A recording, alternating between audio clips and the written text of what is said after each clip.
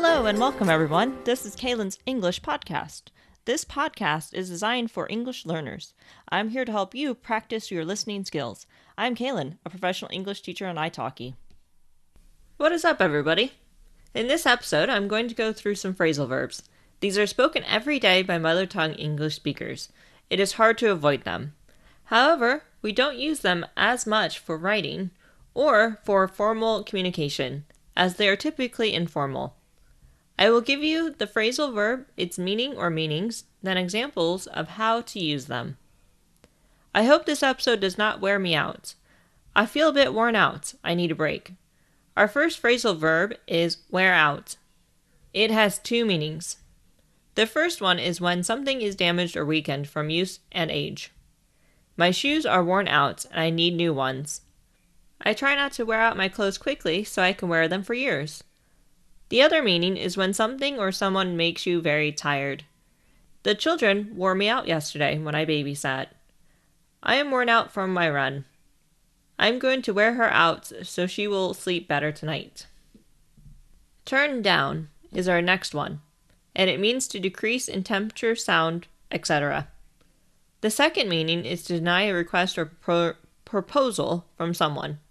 I am going to turn down the thermostat in the office. It is boiling in here. Could you please turn down the television as I'm trying to sleep? I am going to turn down the job offer as it is not the right one for me.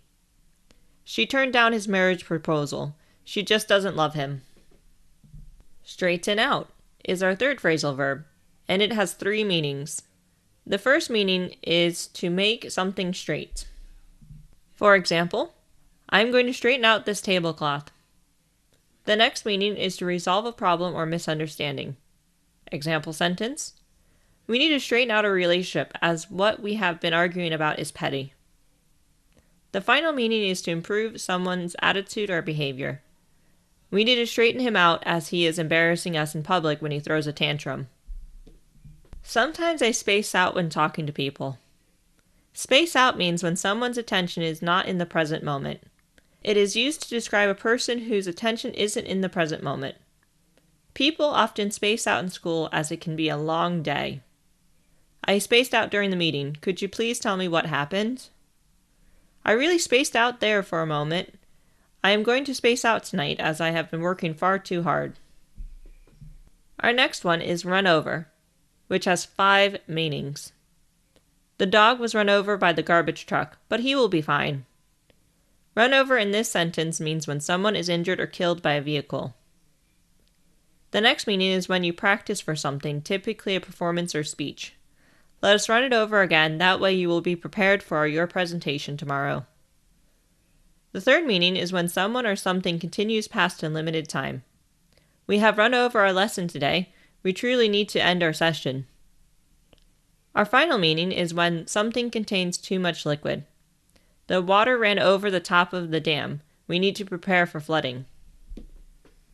Our final idiom for today is put to. It has 2 meanings. To cause someone or something to be in a certain state or to do something extra. It also means to hold an object or someone close to someone or something. I'm going to put her to sleep by reading a story. I was put to sleep during the movie. It was not very interesting. I'm going to put the pan to the flames so we can have a fire-cooked feast. I'm going to put this to you later and see what you think.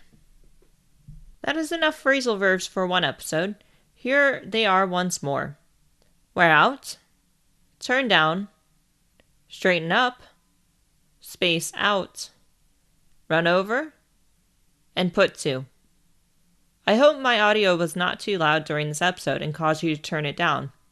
I challenge you to put to practice these phrasal verbs. I am worn out now, so I'm going to end this podcast. That is all I have for you today. I hope you enjoyed.